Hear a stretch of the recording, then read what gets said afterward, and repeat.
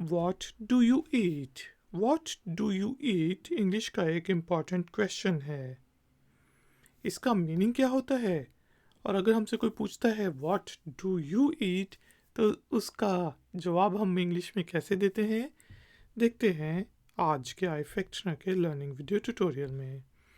तो दोस्तों, What do you eat का मीनिंग होता है तुम क्या खाते हो, आप क्या खाते हैं।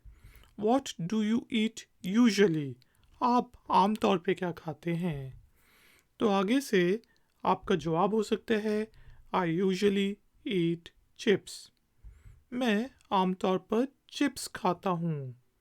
I usually eat chips. मैं आमतौर पे चिप्स खाता हूँ। तो नेक्स्ट टाइम अगर कोई आपसे पूछे What do you eat, तो वो आपसे पूछे आप आमतौर पे क्या खाते हैं, आप क्या खाना खाते हैं, यानी कि शायद उसने ऑर्डर करना हो, तो आप कह सकते हैं I usually eat chips, I usually eat dal and roti, मैं आमतौर पे दाल और रोटी खाता हूँ। कि या फिर आप ऐसा भी कह सकते हैं आई लाइक चना चाट, मुझे चना चाट बहुत पसंद है, एक्सेट्रा एक्सेट्रा।